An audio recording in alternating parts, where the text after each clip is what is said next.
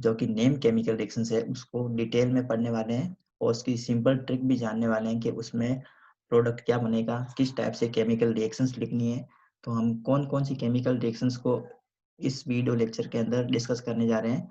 तो यहाँ पे हम 12 केमिकल इक्वेशंस पढ़ेंगे। तो जो मेन जो केमिकल इक्वेशंस है वो हम स्टार्ट कर रहे हैं chapter aldehyde, ketone and carboxylic acid से। तो एल्डिहाइड, कीटोन और कार्बोक्सिलिक एसिड से कौन-कौन सी नेम रिएक्शंस इंपॉर्टेंट है वो है Rosenmund reaction, very important reactions, then Stephen reaction, then Etard reaction, then fourth is Gattermann-Koch reaction, and fifth is Clemmensen reaction, and sixth one is Wolff-Lissner reactions, and seventh is aldol condensation. तो aldol condensation के अंदर हम दो type की chemical reactions पढ़ने वाले हैं। First हम पढ़ेंगे self aldol condensation, self aldol condensation जो कि एल्डोल कंडेंसेशन ही एक्चुअल में, और दूसरी केमिकल रिएक्शन हम पढ़ेंगे क्रॉस्ड एल्डोल कंडेंसेशन। तो ये दो हम केमिकल इक्वेशन, दो केमिकल रिएक्शंस इसमें एल्डोल कंडेंसेशन के टॉपिक के अंदर पढ़ने वाले हैं। नेक्स्ट हम पढ़ेंगे Cannizzaro reaction, again very important reactions, and HVZ reactions.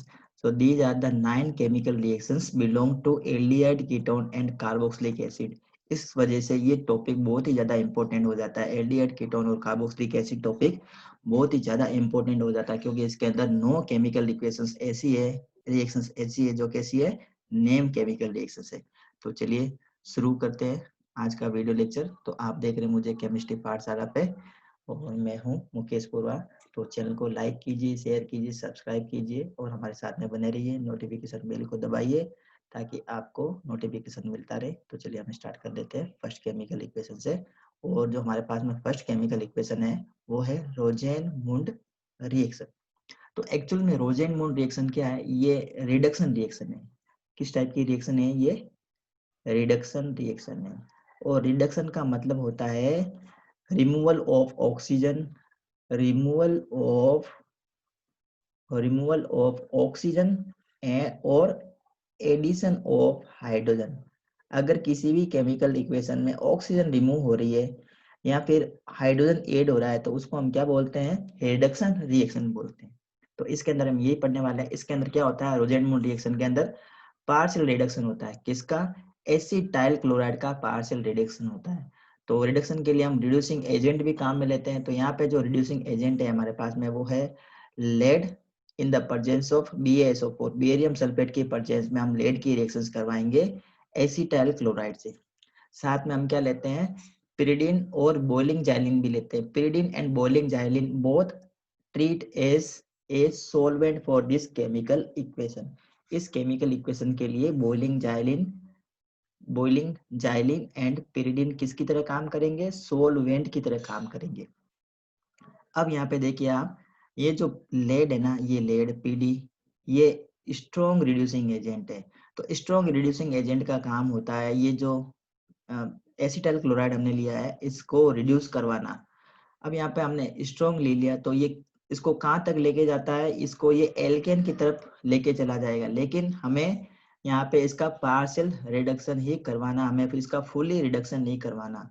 इस वजह से हम क्या करते हैं? इस केमिकल इक्वेशन में BaSO4 का यूज करते हैं। एक्चुअल में BaSO4 क्या करेगा? BaSO4 is a poison for lead.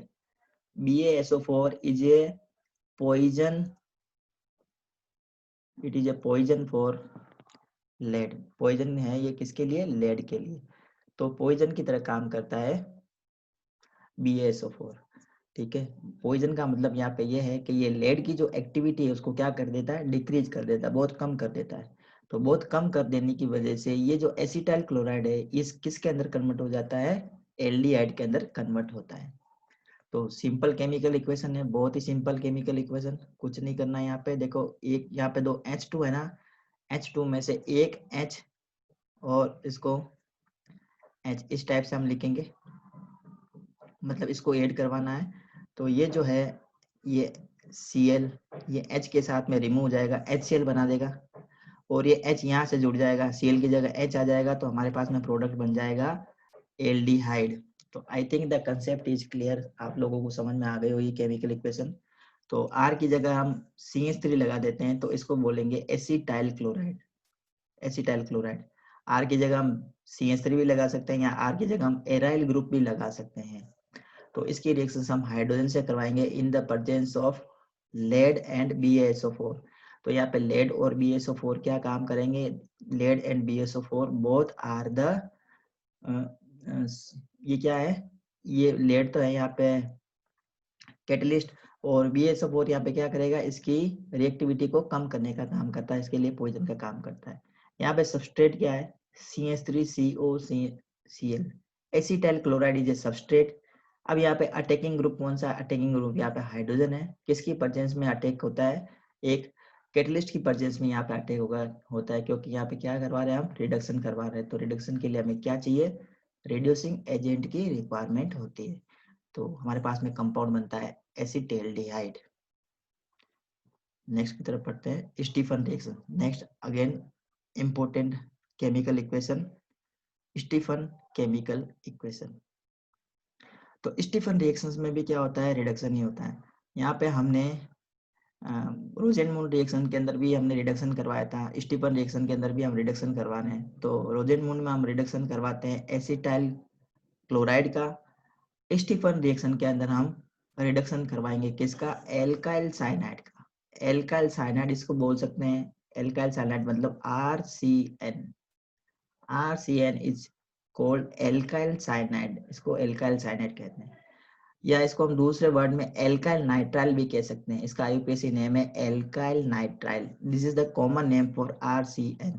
इसका क्या करवाना? इसका रिडक्शन करवाना। जैसा अभी हमने बताया था, जब भी हम रिडक्शन करवाते हैं तो रिडक्शन का मतलब होता है रिमूवल ऑफ ऑक्सीजन और एडिशन ऑफ हाइड्रोजन। तो हम यहाँ पे क्या करेंगे? हाइड्रोजन को ऐड करने जा रहे हैं। तो जैसे हम इसमें हाइड्रोजन ऐड करेंगे, H2 ऐड करेंगे, तो एक H जुड़ जाएगा C से, एक H जुड़ जाएगा N से। तो हमारे पास में एक इंटरमीडिएट बनेगा, उसको हम बोलेंगे इमीन। क्या कहेंगे उसको हम? इमीन। और उस इमीन का हम क्या करवाएंगे? हाइड्रोलाइसिस करवाएंगे। उस इमीन का हम क्या करवा देंगे? Hydrolysis in the presence of water.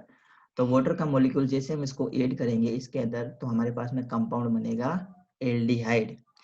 तो Stephen reaction is very good method to obtain aldehyde from alkyl cyanide. Alkyl cyanide से एल्डिहाइड बनाने की बेस्ट मेथड है, और साथ में नेम रिएक्शन भी है, तो ये बहुत ज्यादा इंपॉर्टेंट हो जाती है। तो केमिकल इक्वेशन को समझ लेते हैं। तो स्टीफन रिएक्शन के अंदर जो कैटलिस्ट काम आएंगे हमारे पास में SnCl2 और HCl की परचेंस में ये केमिकल इक्वेशन होने जा रही है। साथ में ये हाइड्रोजन इसमें ऐड होंगे। ये हमारे पास में सबस्ट्रेट है, ये अटैकिंग स्पीसीज है, और जो अटैकिंग स्पीसीज होती है उसको हम बोलते हैं रिएजेंट। जिसके ऊपर अटैक होता है उसको हम बोलते हैं सबस्ट्रेट। ये सबस्ट्रेट है। ये क्या है हमारे लिए? ये सारे हमारे लिए क्या है? ये हमारे लिए है रिएजेंट। और दोनों आपस में रिएक्ट क्या करके क्या बना लेंगे? प्रोडक्ट का फॉर्मेशन करेंगे, और प्रोडक्ट हमारे पास में है एल्डिहाइड। तो रिएक्शंस किस टाइप से होती है? बहुत ही सिंपल वे में बता बता देते हैं इसको। तो यहाँ पे सिर्फ हाइड्रोजन ऐड होंगे। तो एक हाइड्रोजन अगर मैं CH3 जैसे देख, ये लिखा हुआ है CH3, अब H2 ऐड करना है, दो हाइड्रोजन ऐड करना है, दो हाइड्रोजन को ऐड करना है। तो एक हाइड्रोजन को ऐड करवा दो कार्बन से, दूसरे हाइड्रोजन को ऐड करवा दो नाइट्रोजन से। तो मेरे पास में एक इंटरमीडिएट बनेगा, उस इंटरमीडिएट को हम बोलेंगे इमीन। अब इस इमीन का क्या करवाना है? हाइड्रोलाइसिस करवाना है। तो हाइड्रोलाइसिस कैसे करवाएंगे? देखो लिखा है यहाँ पे CH3 then CH double bond NH। तो वाटर का मॉलिक्यूल हम ऐसे लिखेंगे H2 एंड O। तो इस टाइप से हम इसको वाटर मॉलिक्यूल को यहाँ पे रिप्रेजेंट कर रहे हैं। H2O को हमने इस टाइप से लिख दिया। तो लिखने का यहाँ पे रीजन यही है कि यहाँ पे हम इसको क्या कर देंगे? NH2 को ऐसे हम इसको क्या कर देंगे? रिमूव कर देंगे। यहाँ पे NH3 बाहर निकल जाएगी, और यहाँ पे हमें क्या मिल जाएगा? एल्डिहाइड मिल जाएगा। तो I think the concept is very clear. आप सभी लोगों को कंसेप्ट समझ में आ गया होगा। कंसेप्ट समझ में आ गया तो चलिए हम आगे बढ़ते हैं, नेक्स्ट केमिकल इक्वेशन की तरफ बढ़ते हैं। नेक्स्ट केमिकल इक्वेशन है हमारे पास में इटार्ड रिएक्शन। यस, तो नेक्स्ट केमिकल इक्वेशन की तरफ बढ़ते हैं। तो नेक्स्ट केमिकल इक्वेशन है हमारे पास में इटार्ड रिएक्शन। तो इटार्ड रिएक्शंस भी क्या एक टाइप की रिडक्शन रिएक्शन है। तो इसमें सॉरी, इटार्ड रिएक्शन है पार्शियल ऑक्सीडेशन होता है, इसमें ऑक्सीडेशन रिएक्शन है ये। इटार्ड रिएक्शंस के अंदर क्या होगा, ऑक्सीडेशन होगा। अब ऑक्सीडेशन किसका हो रहा है यहाँ पे, इस यहाँ पे ऑक्सीडेशन हो रहा है एरोमेटिक हाइड्रोकार्बन का। जब भी हम एरोमेटिक हाइड्रोकार्बन का ऑक्सीडेशन करवाते हैं in the presence of dichlorochromate, तो डाइक्लोरोक्रोमेट यहाँ पे है CrO2Cl2, it is a dichlorochromate. Etard reaction के अंदर होगा पार्शियली ऑक्सीडेशन, ये आपको याद रखना है, पार्शियली ऑक्सीडेशन होता है इसके अंदर इटार्ड रिएक्शन में। और एक इंटरमीडिएट बनेगा, ब्राउन कलर का इंटरमीडिएट बनता है। अब इसका हम करवाते हैं हाइड्रोलाइसिस। जब हम इसका हाइड्रोलाइसिस करवाएंगे तो हमारे पास में कंपाउंड बनेगा एरोमेटिक एल्डिहाइड। एरोमेटिक एल्डिहाइड में हमें मिल रहा है बेंजल्डिहाइड। तो इसमें आप लोगों को सबस्ट्रेट के बारे में ध्यान होना चाहिए। सबस्ट्रेट क्या है, एरोमेटिक हाइड्रोकार्बन। एरोमेटिक हाइड्रोकार्बन में क्या लिया है, टोलुइन, टोलुइन लिया है, ठीक है। और CrO2Cl2 एक्चुअल में क्या है, ये है सबस्ट्रेट, ये है reagent, this is the reagent. और किसकी प्रेजेंस में काम हो रहा है, CCl4 और CH2 की प्रेजेंस में ये रिएक्शन होगी। ये किसकी तरह काम करते हैं, ये सोलवेंट की तरह काम करते हैं। ये केमिकल इक्वेशन में सोलवेंट की तरह बिहेव करते हैं। और एक ब्राउन कलर का कॉम्प्लेक्स बनता है इस टाइप का, और इसका जब हम हाइड्रोलाइसिस करवाते हैं तो हमारे पास में बेंजल्डिहाइड मिलता है। तो ये लिखा रिएजेंट जो है वो CrO2Cl2 है, और इसको हम बोलते हैं dichlorochromate in the presence of CCl4 और CH2, कार्बन डाइसल्फाइड की प्रेजेंस में ये रिएक्शन होने वाली है। नेक्स्ट अगर अब देखो, हमने यहाँ पे किया था पार्शियली ऑक्सीडेशन। जब हम पार्शियली ऑक्सीडेशन करते हैं किसका, एरोमेटिक हाइड्रोकार्बन का, तो हमें मिलता है एल्डिहाइड। अगर हम इसका फुली ऑक्सीडेशन करते हैं किसका, एरोमेटिक हाइड्रोकार्बन अगर हम लेते हैं और उसका फुली ऑक्सीडेशन कर देते हैं, तो फुली ऑक्सीडेशन करने के लिए हमें चाहिए स्ट्रॉन्ग ऑक्सीडाइजिंग एजेंट। किसकी रिक्वायरमेंट होगी, हमें स्ट्रॉन्ग ऑक्सीडाइजिंग एजेंट की रिक्वायरमेंट होगी। और यहाँ पे स्ट्रॉन्ग ऑक्सीडाइजिंग एजेंट का काम करता है KMnO4। KMnO4 is the strong oxidising agent for this chemical equation. इसके लिए, इस केमिकल इक्वेशन के लिए, इसके लिए KMnO4 क्या काम करता है, स्ट्रॉन्ग ऑक्सीडाइजिंग एजेंट का काम करता है, और इसको ऑक्सीडाइज करवा देगा। और क्या बनेगा हमारे पास में, बेंजोइक एसिड मिलेगा। Benzoic acid is aromatic carboxylic acid. Aromatic carboxylic acid मिलता है। अगर हम इसका स्ट्रॉन्ग ऑक्सीडाइजिंग एजेंट की प्रेजेंस में इसका ऑक्सीडेशन करवाएंगे तो फुली ऑक्सीडेशन हो जाएगा। अगर हमें पार्शियली ऑक्सीडेशन करवाना है तो इटार्ड रिएक्शंस के द्वारा होगा वो। और रिएजेंट हमें क्या यूज लेना है, CrO2Cl2। तो ये क्या होगा, पार्शियली ऑक्सीडाइज होगा। और पार्शियली ऑक्सीडाइज होकर क्या मिलेगा हमें, बेंजल्डिहाइड मिलेगा। एक बहुत ही सिंपल ट्रिक आप लोगों को मैं बता देता हूँ।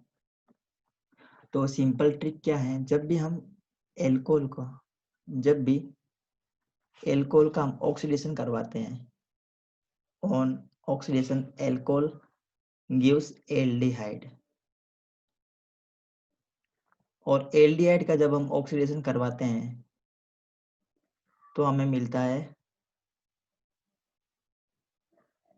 Carboxylic acid. This is the sequence of the oxidation.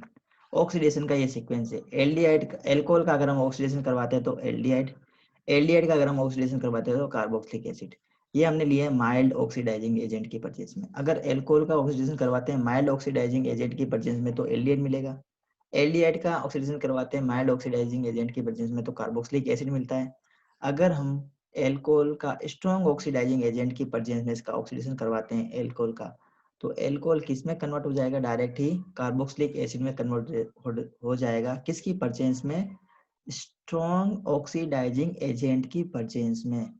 और स्ट्रॉन्ग ऑक्सीडाइजिंग एजेंट कौन कौन से हैं, KMnO4, K2Cr2O7, ये सारे क्या हैं, स्ट्रॉन्ग ऑक्सीडाइजिंग एजेंट की कैटेगरी में आते हैं, ठीक है। तो यहाँ पे हमने इटार्ड रिएक्शन के अंदर हम क्या करते हैं, पार्शियली ऑक्सीडेशन करवाते हैं एरोमेटिक हाइड्रोकार्बन का। एक और बता देता हूँ मैं, कार्बोक्सिलिक एसिड का अगर हम फर्दर ऑक्सीडेशन करवाते हैं ना, कार्बोक्सिलिक एसिड का अगर हम फर्दर ऑक्सीडेशन करवाएंगे तो हमें मिलेगा कार्बन डाइऑक्साइड और वाटर वेपर। ये कंपाउंड हमें मिलता है on further oxidation of carboxylic acid. तो नेक्स्ट केमिकल इक्वेशन की तरफ बढ़ते हैं। Very important chemical equation Gattermann coach reaction. तो गाटरमान कोच रिएक्शन से हम क्या हमें मिलेगा, एरोमेटिक हाइड्रोकार्बन। एरोमेटिक हाइड्रोकार्बन को किस में कन्वर्ट कर सकते हैं, with the help of Gattermann coach reaction aromatic hydrocarbon converted into aromatic aldehyde, converted into aromatic aldehyde के अंदर हम कन्वर्ट कर सकते हैं। किसकी हेल्प से, गाटरमान कोच रिएक्शन की हेल्प से।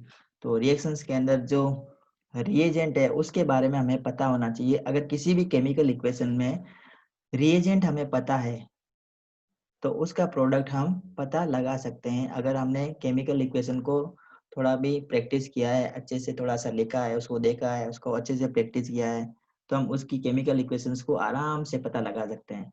तो केमिकल इक्वेशंस में एग्जाम में बहुत बार इस टाइप के क्वेश्चन आ जाते हैं। ए दे दिया आपको, फिर एरो के ऊपर आपको कार्बन मोनोऑक्साइड दिया है और NCl दे दिया, और साथ में AlCl3 दे देते हैं, और आपको पूछते हैं कि ए और बी प्रोडक्ट क्या होगा, इसके बारे में बताइए।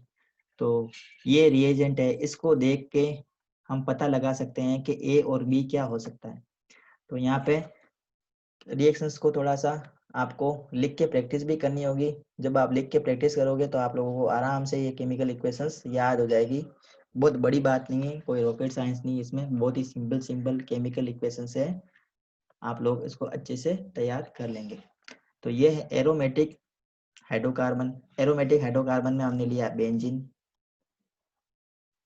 बेंजीन की रिएक्शंस करवाते हैं कार्बन मोनोऑक्साइड से इन द प्रेजेंस ऑफ NCl, और लुइस एसिड ले लेते हैं। लुइस एसिड हमने लिया AlCl3, और क्यूप्रस क्लोराइड की प्रेजेंस में अगर हम इसकी रिएक्शंस करवाते हैं बेंजीन की रिएक्शन, तो क्या हो जाएगा, ये जो बेंजीन है किसके अंदर कन्वर्ट हो जाएगी, एल्डिहाइड के अंदर कन्वर्ट हो जाएगी। यहाँ पे इसका क्या हो रहा है, यहाँ पे ऑक्सीडेशन हो रहा है। यहाँ पे क्या हो रहा है, यहाँ पे ऑक्सीडेशन हो रहा है। बेंजीन का ऑक्सीडेशन हो जाएगा किसके अंदर, एरोमेटिक एल्डिहाइड के अंदर, और इसका नाम है बेंजेल्डिहाइड। इसको हम क्या बोलते हैं, बेंजेल्डिहाइड। तो ये पूरा लिखा हुआ है, साथ में हम पढ़ लेते हैं। Next chemical equation, very important name reaction, Clemmensen reduction reaction. देखो नाम में ही लिखा हुआ है रिडक्शन रिएक्शन, तो इसके अंदर क्या होने जा रहा है, रिडक्शन होने जा रहा है। हम रिडक्शन पढ़ेंगे इसके अंदर। तो रिडक्शन का मतलब होता है addition of hydrogen, addition of hydrogen और रिमूवल ऑफ ऑक्सीजन। अगर हम हाइड्रोजन को ऐड करें या ऑक्सीजन को रिमूव करें तो उस केमिकल इक्वेशन को हम क्या बोलेंगे, क्लीमेंसन रिएक्शन। उसको हम क्लीमेंसन रिएक्शन की कैटेगरी में रखते हैं। बहुत ही सिंपल केमिकल इक्वेशन है ये। तो इसमें हम करेंगे रिडक्शन किसका, एरोमेटिक एल्डिहाइड या कीटोन का। एरोमेटिक एल्डिहाइड या कीटोन का अगर हम रिडक्शन करते हैं तो अभी हमने बताया था ये वाली सीक्वेंस, आप लोग ध्यान से देखिए। ये अभी हमने बताया था, एल्कोहल का ऑक्सीडेशन करते तो एल्डिहाइड, एल्डिहाइड का ऑक्सीडेशन करते तो कार्बोक्सिलिक एसिड। तो ये रिवर्स भी चलता है। रिवर्स कैसे, अगर हम कार्बोक्सिलिक एसिड का रिडक्शन करवा दें तो एल्डिहाइड, एल्डिहाइड का अगर हम रिडक्शन करवा दें तो एल्कोहल, और एल्कोहल का रिडक्शन करवा दें तो एल्केन, ये भी मिलता है। एल्केन का ऑक्सीडेशन करवा देते हैं, एल्केन का ऑक्सीडेशन करवा दे तो एल्कोहल, और एल्कोहल का अगर मैं रिडक्शन करवा देता हूँ तो क्या मिलेगा, एल्केन मिलती है।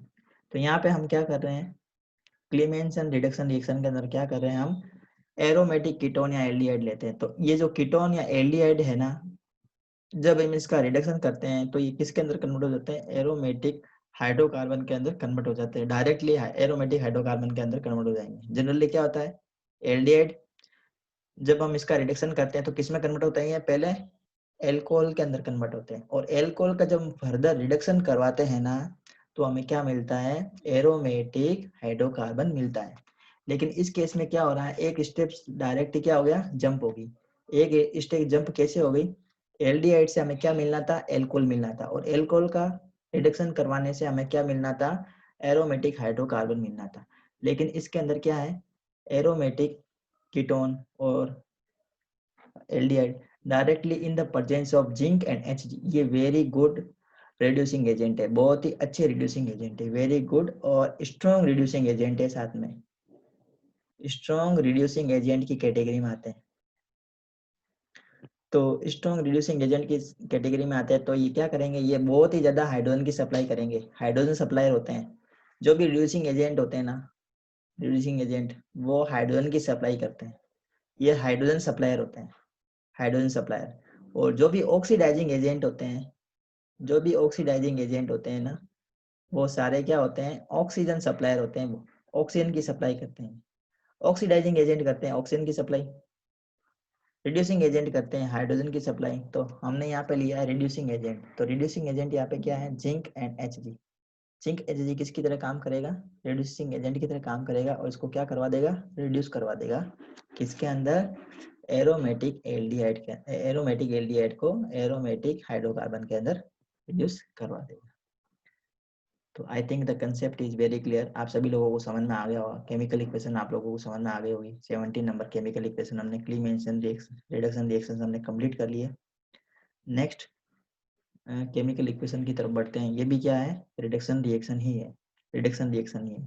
तो यहाँ पे हम रिडक्शन रिएक्शंस में पढ़ेंगे aromatic carbonyl compound. Aromatic carbonyl compound का मतलब है एरोमेटिक एल्डिहाइड और एरोमेटिक कीटोन। एरोमेटिक एल्डिहाइड या एरोमेटिक कीटोन का अगर हम क्या करवा दें, रिडक्शन करवा देते हैं, तो अब यहाँ पे रिड्यूसिंग एजेंट का ध्यान रखना है। यहाँ पे हमने लिया था reducing agent zinc and Hg। जब हम जिंक Hg ले लेते हैं ना रिड्यूसिंग एजेंट, तो केमिकल इक्वेशन का नाम हो जाएगा क्लीमेंसन रिडक्शन। क्लीमेंसन रिडक्शन रिएक्शन हो जाएगी जब हम जिंक और Hg ले लेते हैं। और अगर हम वुल्फ-किर्चनर रिएक्शन के अंदर अगर हम हाइड्रोजीन ले लेते हैं, हाइड्रोजीन, तो उसको हम बोलेंगे वुल्फ-किर्चनर रिएक्शन, और इसमें भी प्रोडक्ट सेम ही मिलेगा। देखो दोनों केमिकल इक्वेशन में प्रोडक्ट सेम है, क्लीमेंसन रिडक्शन और वुल्फ-किर्चनर दोनों में सेम प्रोडक्ट मिलने वाला है। दोनों में रिएक्टेंट सेम है, सॉरी दोनों में सबस्ट्रेट सेम है, दोनों में प्रोडक्ट सेम है। चेंज यहाँ पे क्या हो रहा है, चेंज यहाँ पर हो रहा है रिएजेंट में। Reagent is different in both the chemical equation.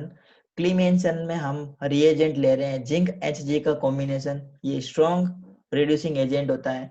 और वुल्फ-किर्चनर रिएक्शंस के अंदर हम लेते हैं रिड्यूसिंग एजेंट के फॉर्म में हाइड्रोजीन, ये हाइड्रोजीन है NH2NH2। ये भी बहुत अच्छी क्या है, रिड्यूसिंग एजेंट है, हाइड्रोजन की सप्लाई करती है। तो इसकी प्रेजेंस में जब हम इसका रिडक्शन करवाते हैं तो रिएक्शन का नाम है वुल्फ-किर्चनर रिएक्शन। जब भी आपको एरो के ऊपर हाइड्रोजीन दिख जाए, या फिर इस टाइप का कोई आपको कंपाउंड दे दे, या आपको कंपाउंड दिया है यहाँ पे CO और यहाँ पे R लिखा है, इसका मतलब ये क्या है, एरोमेटिक कीटोन है, ये एरोमेटिक कीटोन। अब यहाँ पे आपको अगर एरो के ऊपर आपको दे देते हैं NH2NH2, तो यहाँ पे NH2NH2 क्या है, इट इज अ हाइड्रोजीन। अब हाइड्रोजीन है तो आप लोगों को यहाँ पे समझ आना है किसकी बात हो रही है, यहाँ पे वुल्फ-किर्चनर रिएक्शंस की बात हो रही है। तो हमें पास में कंपाउंड क्या मिलेगा, एरोमेटिक हाइड्रोकार्बन मिलेगा। अगर एरो के ऊपर आपको NH2NH2 नहीं दे, मतलब आपको हाइड्रोजीन नहीं दे, और यहाँ पर आपको दे दे zinc and Hg, zinc Hg दे दे, तो कौन सी रिएक्शन है ये, क्लीमेंसन रिडक्शन रिएक्शन है। तो I think the concept is clear, आप सभी लोगों को दोनों रिएक्शंस के अंदर क्या डिफरेंट है, क्या डिफरेंस है दोनों में, आप लोगों को समझ में आ चुका होगा अभी तक। तो चलिए नेक्स्ट केमिकल इक्वेशन की तरफ बढ़ते हैं। प्रोडक्ट दोनों में सेम है, सबस्ट्रेट दोनों में सेम है, प्रोडक्ट और सबस्ट्रेट दोनों में सेम है, चेंज क्या पे है, सिर्फ रिएजेंट में चेंज है। क्लीमेंसन में रिएजेंट है जिंक Hg का कॉम्बिनेशन, वुल्फ-किर्चनर में रिएजेंट है हाइड्रोजीन। बस इतना सा कंसेप्ट आपको ध्यान रखना है, दोनों केमिकल इक्वेशन साथ में याद हो जाएगी आपको। नेक्स्ट और मोस्ट इंपोर्टेंट केमिकल इक्वेशन की तरफ बढ़ते हैं, जो है aldol condensation. Very very important chemical equation from the chapter aldehyde ketone and carboxylic acid. तो एल्डोल कंडेंसेशन किस टाइप के एल्डिहाइड और कीटोन परफॉर्म करते हैं, ऐसे एल्डिहाइड और कीटोन जिसके अंदर अल्फा हाइड्रोजन मौजूद होता है। Very very important point for the aldol condensation. क्या ध्यान देना है यहाँ पे, ऐसे एल्डिहाइड एंड कीटोन जिसके अंदर क्या मौजूद हो, अल्फा हाइड्रोजन की मौजूदगी हो, वो क्या करते हैं, एल्डोल कंडेंसेशन रिएक्शन देते हैं in the presence of dilute NaOH और डाइल्यूट KOH। इसकी प्रेजेंस में ये क्या करेंगे, एल्डोल कंडेंसेशन रिएक्शन परफॉर्म करते हैं। और क्या बनता है, एक इंटरमीडिएट बनता है, उसको बोलते हैं बीटा हाइड्रोक्सी एल्डिहाइड। क्या बोलते हैं हम उसको, बीटा हाइड्रोक्सी एल्डिहाइड। तो एल्डोल कंडेंसेशन को दो कैटेगरी में डिवाइड किया हुआ है। पहली है सेल्फ एल्डोल कंडेंसेशन। दूसरे टाइप की केमिकल इक्वेशन है एल्डोल कंडेंसेशन के अंदर ही होती है, ये है क्रॉस एल्डोल कंडेंसेशन। तो नाम ही लिखा हुआ बच्चों, सेल्फ एल्डोल कंडेंसेशन। तो सेल्फ एल्डोल कंडेंसेशन का मतलब है अगर कोई दो एल्डिहाइड के मॉलिक्यूल, सेम एल्डिहाइड के मॉलिक्यूल आपस में रिएक्ट करते हैं एक दूसरे से, तो रिएक्शंस का नाम हो जाएगा सेल्फ एल्डोल कंडेंसेशन। अब अगर क्रॉस एल्डोल कंडेंसेशन की अगर हम बात करते हैं, तो इसमें जो एल्डिहाइड काम आएंगे या फिर जो कीटोन के मॉलिक्यूल काम आएंगे, दोनों एल्डिहाइड के कीटोन या दोनों एल्डिहाइड के मॉलिक्यूल या फिर दोनों कीटोन के मॉलिक्यूल कैसे होंगे, अलग अलग होंगे। अगर अलग अलग एल्डिहाइड के दो मॉलिक्यूल्स रिएक्ट करते हैं आपस में, तो उसको बोलेंगे क्रॉस एल्डोल कंडेंसेशन। दो सेम एल्डिहाइड के मॉलिक्यूल आपस में रिएक्ट करेंगे इन the presence of dilute NaOH, इसको बोलेंगे हम सेल्फ एल्डोल कंडेंसेशन। इसका मैं लिंक मैंने वीडियो लेक्चर में दे दिया है, उसको आप अच्छे से जाके देख सकते हैं। ट्रिक भी मैंने बता रखी है कि एल्डोल कंडेंसेशन के अंदर प्रोडक्ट क्या होगा, उसको कैसे ऑब्टेन करते हैं डायरेक्टली, सिर्फ केमिकल इक्वेशंस को देख के हम डायरेक्ट प्रोडक्ट कैसे बनाएं, वो लिंक डिस्क्रिप्शन में दे रखा है मैंने। आप उस वीडियो लेक्चर को देखिए, आपको जरूर से समझ में आएगा। बहुत अच्छे से डिटेल में उस केमिकल इक्वेशन को मैंने उसमें समझाया है। तो यहाँ पे शॉर्ट में मैं बता देता हूँ, सेल्फ एल्डोल कंडेंसेशन में दो मॉलिक्यूल लेंगे सेम एल्डिहाइड के। तो ऐसा एल्डिहाइड जिसके अंदर क्या मौजूद हो, एल्फा हाइड्रोजन मौजूद हो, वो एल्डोल कंडेंसेशन देते हैं। तो एल्डिहाइड है, एल्डिहाइड के अंदर एसिटाल्डिहाइड है, एसिटाल्डिहाइड के अंदर एल्फा हाइड्रोजन मौजूद है। तो ये डाइल्यूट NaOH की प्रेजेंस में रिएक्ट करेंगे तो एक इंटरमीडिएट बनेगा, ये इंटरमीडिएट है, इसको बोलते हैं beta hydroxy aldehyde. Beta hydroxy का मतलब ये है, ये देखो ये CHO, ये मेन फंक्शनल ग्रुप, इससे जुड़ा हुआ जो कार्बन है वो एल्फा कार्बन, इससे इसके पास वाला जो कार्बन है ये बीटा कार्बन, इसके पास वाला जो कार्बन है ये गामा कार्बन। तो यहाँ पे देखो OH जुड़ा हुआ कहाँ पे, बीटा कार्बन से, तो इसको हम बोलते हैं बीटा हाइड्रोक्सी। OH को बोलते हैं हाइड्रोक्सी। और एल्डिहाइड तो है ही है, जब फंक्शनल ग्रुप OH और CHO दोनों जुड़े हुए होते हैं तो मेन फंक्शनल ग्रुप एल्डिहाइड माना जाता है। Aldehyde is the main functional group. ये प्रायोरिटी लिस्ट है एक 11th क्लास की टेक्स्ट बुक के अंदर, ऑर्गेनिक केमिस्ट्री की जो टेक्स्ट बुक है ना, some basic concept of organic chemistry, उस चैप्टर में एक टेबल दे रखी है IUPAC नोमेनक्लेचर में, उसमें इसका सीक्वेंस दे रखा है बाकायदा कि अगर COOH ग्रुप होता है, कार्बोक्सिलिक एसिड होता है, तो उसको सबसे एक नंबर पे देना है, उसके बाद में एल्डिहाइड को देना है, उसके बाद में दूसरे बहुत सारे उसमें फंक्शनल ग्रुप दे रखे हैं। तो उसको आप अच्छे से देख सकते हैं, उसको याद कर सकते हैं, तब आप लोगों को पता चलेगा कि जब एल्डिहाइड और हाइड्रो एल्कोहल ग्रुप दोनों हो तो किसको प्रायोरिटी देनी है। अब हम इसके बाद में कर लेते हैं, ये बीटा हाइड्रोक्सी एल्डिहाइड जो मिलता है ना, इसका हमें क्या करवाना, फिर हाइड्रोलाइसिस करवाना है। मतलब यहाँ पे वाटर का मॉलिक्यूल है ना, हम यहाँ पे डिहाइड्रेशन करवाएंगे। डिहाइड्रेशन का मतलब है removal of water molecule from the beta hydroxy aldehyde. जब हम बीटा हाइड्रोक्सी एल्डिहाइड में से हम वाटर के मॉलिक्यूल को रिमूव करते हैं तो हमारे पास में कंपाउंड बनता है इनेल। इस टाइप का हमें कंपाउंड मिलेगा। यहाँ से OH बाहर निकलेगा, यहाँ से H बाहर निकलेगा, यहाँ पे एक डबल बॉन्ड का क्रिएशन हो जाएगा, ये डबल बॉन्ड का क्रिएशन हो गया और कंपाउंड मिल गया हमें इनेल। तो I think the concept is clear. आप सभी लोगों को एल्डोल कंडेंसेशन समझ में आ गया होगा। ये हमने सेल्फ एल्डोल कंडेंसेशन पढ़ा है। क्रॉस एल्डोल कंडेंसेशन की अलग से लिंक मैंने वीडियो के डिस्क्रिप्शन में दी है, उसको आप जाके देखिए, बहुत अच्छे से उसमें समझाया हुआ है, ट्रिक से बताया हुआ है किस टाइप से हम इसको ऑब्टेन कर सकते हैं। नेक्स्ट हम पढ़ लेते हैं Cannizzaro reaction, again very important chemical equation for this chapter, aldehyde, ketone and carboxylic acid. तो हमने एल्डोल कंडेंसेशन के अंदर हमने पढ़ा है कि ऐसे एल्डिहाइड या ऐसे कीटोन जिसके अंदर एल्फा हाइड्रोजन मौजूद होता है, वो तो देते हैं एल्डोल कंडेंसेशन, वो देंगे एल्डोल कंडेंसेशन जिसके अंदर एल्फा हाइड्रोजन मौजूद होता है।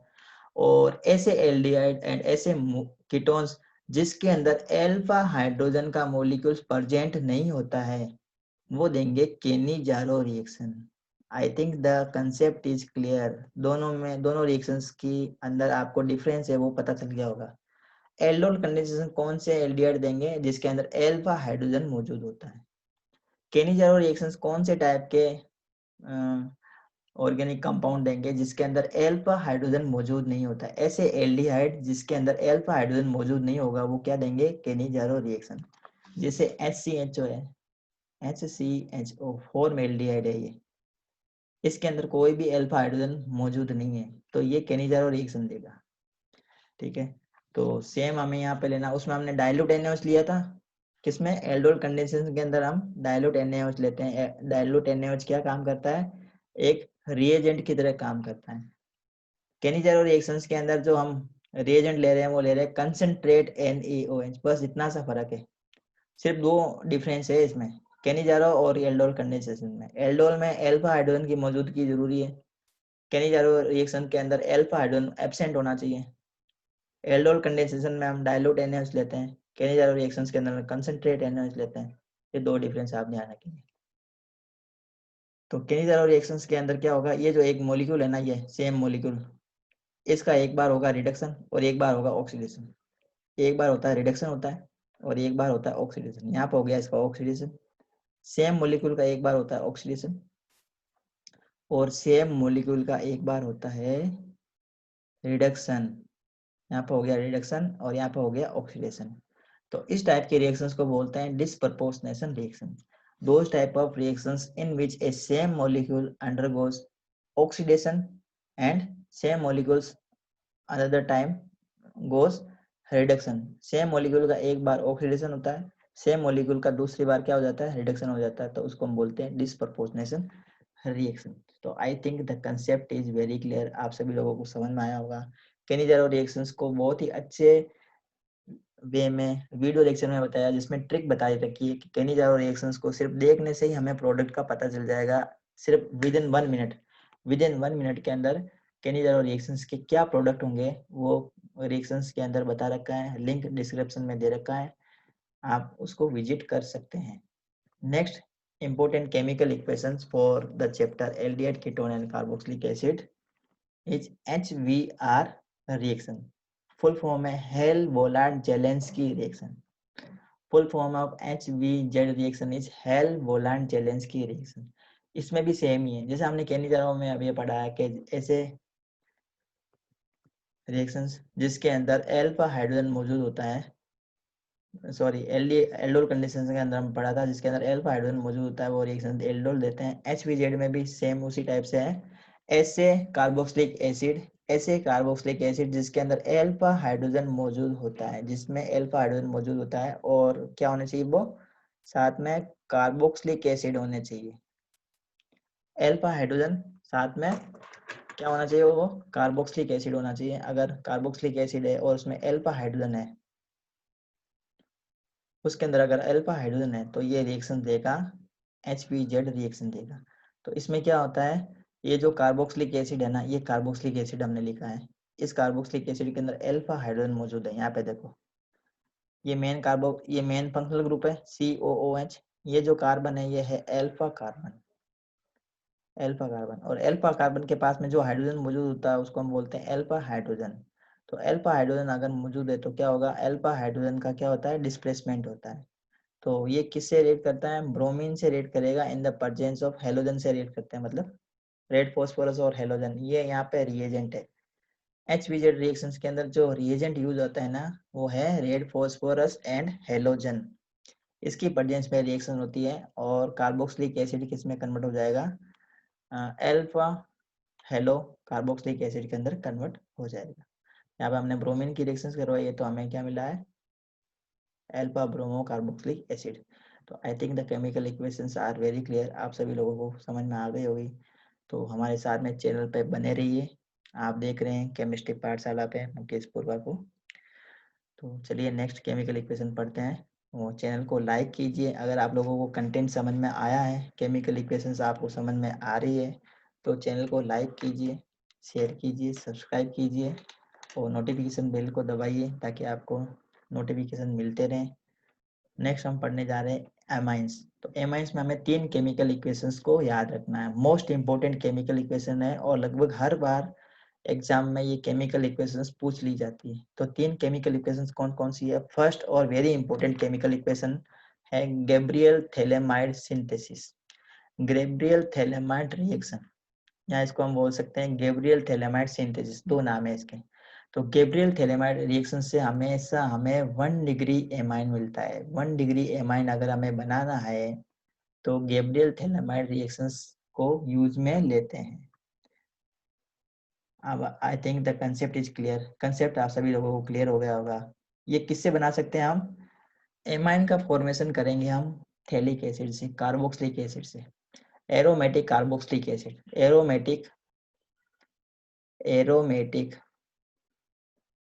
Carboxylic acid, aromatic carboxylic acid से अगर हमें एमाइन बनाना है, एमाइन कौन सी? एलिफेटिक एमाइन बनानी है, वो भी 1 डिग्री एमाइन, तो इस रिएक्शंस को हम यूज में लेते हैं। तो देखो एरोमेटिक कार्बोक्सिलिक एसिड को कन्वर्ट कर देती है ये aliphatic carboxylic acid aliphatic amine के अंदर, और वो भी कौन सी? 1 डिग्री एमाइन के अंदर। तो किस टाइप से केमिकल रिएक्शंस परफॉर्म होती है, चलिए हम देख लेते हैं। तो थैलेमाइड की रिएक्शंस करवाते हैं हम KOH से, ये थैलेमाइड है, ये थैलेमाइड है, इसकी रिएक्शंस करवानी है हमें KOH से। तो ये जो देखो ये OH है ना, ये H से रिएक्ट करेगा, ये OH इस H से रिएक्ट करेगा और वाटर का मॉलिक्यूल बाहर निकल जाएगा, यहाँ पे -H2O लगाओ तो ये कंपाउंड मिलेगा, potassium salt of phthalimide. This is the potassium salt of phthalimide. अब इसकी रिएक्शंस करवानी है एल्काइल हैलाइड से। जब इसकी रिएक्शंस हम एल्काइल हैलाइड से करवाएंगे तो एल्काइल हैलाइड के अंदर जो हैलाइड होता है वो नेगेटिव होता है और ये पॉजिटिव प्लस का है। तो पॉजिटिव जो प्लस का एल्काइल ग्रुप है ना, के पॉजिटिव, ये एक्स से रिएक्ट करके के एक्स के फॉर्म में बाहर निकल जाएगा, ये के एक्स के फॉर्म में बाहर निकल जाएगा और हमारे पास मिलेगा कंपाउंड इस टाइप का, ये कंपाउंड मिला हमें। अब इसका हमें क्या करवाना है? NaOH की प्रेजेंस में इसकी रिएक्शंस करवानी है। इसकी रिएक्शन NaOH की प्रेजेंस में करवाएंगे तो हमें हमारे पास में जो कंपाउंड मिलने वाला है वो क्या मिलेगी? मेन कंपाउंड जो हमें मिलेगा वो मिलेगा 1 degree amine, it is the main compound. I think the concept is very clear, आप सभी लोगों को समझ में आया होगा। तो सबसे पहले तो हमें ये सीखना है कि ये थैलेमाइड है, इसकी फॉर्मेशन कैसे करनी है। ये जो थैलेमाइड है ना, इसको बनाने का तरीका है जब हम थैलिक एसिड की रिएक्शंस करवाते हैं अमोनिया से। whenever we react phthalic acid with ammonia then we get phthalimide. Phthalimide क्या है? एक टाइप का एमाइड है और जो एमाइड होते हैं उसके अंदर बॉन्ड होता है CONH। CONH is a functional group for amide, ये एमाइड का फंक्शनल ग्रुप है, functional group for amide. Phthalimide कैसे बनाएंगे? जब हम थैलिक एसिड की रिएक्शंस करवा देते हैं अमोनिया से। तो यहाँ पे लिखा हुआ है ये phthalic acid, this is the phthalic acid and when phthalic acid react with ammonia, ammonia का फॉर्मूला NH3। तो NH3 को हमने इस टाइप से लिख दिया, NH3 को हमने इस टाइप से लिखा है यहाँ पे। तो ये OH और ये H ये बाहर निकल जाएगा थैलिक एसिड में से, ये थैलिक एसिड है, this is the phthalic acid. अब इसकी रिएक्शन अमोनिया से करवा रहे हैं तो क्या मिलेगा हमें? थैलेमाइड। फिर थैलेमाइड की रिएक्शंस किससे करवा देंगे हम? इसकी रिएक्शंस करवा रहे हैं हम KOH से। KOH से कराएंगे तो वाटर का मॉलिक्यूल बाहर निकल जाएगा, ये Ke से जुड़ जाएगा। फिर उसकी रिएक्शंस किससे करवा देंगे हम? एल्काइल हैलाइड से करवा देंगे। एल्काइल हैलाइड से करवा देंगे तो RX के अंदर जो X है वो K से रिएक्ट करके वो उसको बाहर निकाल देगा। फिर उसका हम क्या करवा देंगे? हाइड्रोलाइसिस करवा देंगे तो हमारे पास में 1 डिग्री एमाइन मिलेगी। तो वेरी गुड मेथड है ये क्या बनाने के लिए? एलिफेटिक एमाइन बनाने की सबसे अच्छी मेथड है ये। तो I think the concept is very clear, आप सभी लोगों को समझ में आया होगा। नेक्स्ट केमिकल इक्वेशन की तरफ बढ़ते हैं। तो Gabriel phthalimide reaction important reaction है और बहुत बार बोर्ड में ये केमिकल इक्वेशन पूछी हुई है, तो ये बहुत इंपॉर्टेंट केमिकल इक्वेशन बन जाती है। नेक्स्ट हम पढ़ लेते हैं 23rd chemical equation, carpal amine reaction. तो इसको हम कैसे याद रखें? देखो यहाँ पे कार्बाइल, तो कार्बाइल का यहाँ पे मतलब होता है, और देखो यहाँ पे क्या लिखा हुआ? एमाइन। तो एमाइन का मतलब है यहाँ पे RNH2 से एमाइन है ये। अब यहाँ पे कार्बाइल का मतलब है यहाँ पे क्लोरोफॉर्म। क्लोरोफॉर्म मतलब कार्बाइल, आपको ऐसे याद रखना है। यहाँ पे क्लोरोफॉर्म का मतलब है कार्बाइल, एमाइन का मतलब है 1 डिग्री एमाइन, और इसकी रिएक्शंस करवाएंगे किसकी प्रेजेंस में, NaOH की प्रेजेंस में। जब हम इसकी रिएक्शंस करवाते हैं तो हमें एक बहुत ही बदबूदार कंपाउंड मिलता है, बहुत ही बैड स्मेलिंग कंपाउंड मिलता है। इसको बोलते हैं एल्काइल आइसोसाइनाइड, एल्काइल आइसोसाइनाइड मिलता है। और ये एल्काइल आइसोसाइनाइड का फॉर्मूला RNC। तो RNC एल्काइल आइसोसाइनाइड बनाने की बेस्ट मेथड है ये कार्बल एमाइन टेस्ट। इसको कार्बल एमाइन टेस्ट भी बोलते हैं। कार्बल एमाइन टेस्ट को हम करते हैं टू डिटेक्ट और difference between primary, secondary and tertiary amine. अगर आप लोगों को प्राइमरी, सेकेंडरी और टर्सरी एमाइन दे देते हैं लैब के अंदर, और आपको कहते हैं कि which one of the following test tube content primary amine, कौन सी टेस्ट ट्यूब के अंदर प्राइमरी एमाइन दिया हुआ है, तो आप उसको कैसे टेस्ट करेंगे, with the help of carbon amine reaction. तो कार्बन एमाइन रिएक्शन से आप इसको टेस्ट कर सकते हैं। तो टेस्ट करने का तरीका क्या है, जिस तीनों टेस्ट ट्यूब के अंदर बारी बारी से एल्कोहल और क्लोरोफॉर्म और क्या डालना है, हमें NaOH डालना है। तो ऐसी टेस्ट ट्यूब जिसके अंदर बहुत ही तीक्ष्ण गंध मिले आपको, बहुत गंदी सी गंध मिले आपको, तो समझ आना है आपको कि इसके अंदर क्या बना है, कार्बन एमाइन बना है। और कार्बन एमाइन बनने की वजह से इसमें बैड स्मेलिंग कंपाउंड बनता है, और बैड स्मेलिंग कंपाउंड यहाँ पे क्या है, एल्काइल आइसोसाइनाइड। तो primary amine gives carbon amine test. तो ये लिखा हुआ है the reactions differentiate between primary, secondary and tertiary amine, तो अभी हमने बता दिया। नेक्स्ट हम पढ़ लेते हैं हाफमैन ब्रोमामाइड डिग्रेडेशन रिएक्शन। तो जैसा नाम है वैसा ही इसका काम है। देखो लिखा हुआ है ब्रोमामाइड, ब्रोमामाइड का मतलब ब्रोमीन से रिएक्शन करवानी है। ब्रोमीन की रिएक्शन किससे करवानी है, एमाइड से करवानी है। और एमाइड का फंक्शनल ग्रुप होता है, एमाइड को हम लिखते हैं RCONH2। RCONH2 को क्या बोलते हैं, एमाइड। तो इसकी रिएक्शंस करवानी है KOH से, NaOH भी ले सकते हैं, KOH भी ले सकते हैं। तो ये एमाइड है, एमाइड की रिएक्शंस करवाओ ब्रोमीन से और इन द प्रेजेंस ऑफ KOH। तो यहाँ पे क्या होगा, डिग्रेडेशन हो रहा है। डिग्रेडेशन का मतलब जितने कार्बन हम सबस्ट्रेट में लेते हैं, जितने कार्बन हम सबस्ट्रेट में लेते हैं प्रोडक्ट में, उससे एक कम कार्बन वाला प्रोडक्ट हमें मिलता है। यहाँ पे हमने देखो, अगर मैं R की जगह CH3 लगा देता हूँ, R की जगह मैं क्या लगा दूँ, CH3 CONH2 ये ले लेता हूँ। इसकी रिएक्शन में ब्रोमीन से करवाता हूँ और प्लस KOH इसमें डालता हूँ, तो मेरे पास में कंपाउंड मिलेगा CH3NH2। ये मेरे को कंपाउंड मिलेगा, मेन प्रोडक्ट ये मिलेगा। तो यहाँ पे आप देख सकते हैं ये प्रोडक्ट में मिला मेरे को एक कार्बन वाला प्रोडक्ट, जबकि रिएक्टेंट में मैंने लिया था यहाँ पे 2 कार्बन वाला प्रोडक्ट। तो यहाँ पे क्या होगा, डिग्रेडेशन हो रहा है ना, तो यहाँ पे डिग्रेडेशन हो गया, तो हमें कंपाउंड मिल गया प्राइमरी एमाइन। तो ये हमने 24 most important chemical equations complete कर लिए। तो आप लोगों को हमारा वीडियो लेक्चर समझ में आया होगा, पसंद आया होगा। तो आप लोग हमारे साथ में बने रहिए, चैनल को लाइक कीजिए, शेयर कीजिए, सब्सक्राइब कीजिए, और चैनल में अंत तक बने रहने के लिए आप सभी लोगों का बहुत बहुत धन्यवाद। और आज के वीडियो लेक्चर को हम यहीं पे समाप्त करते हैं। थैंक यू, गुड बाय, जय हिंद।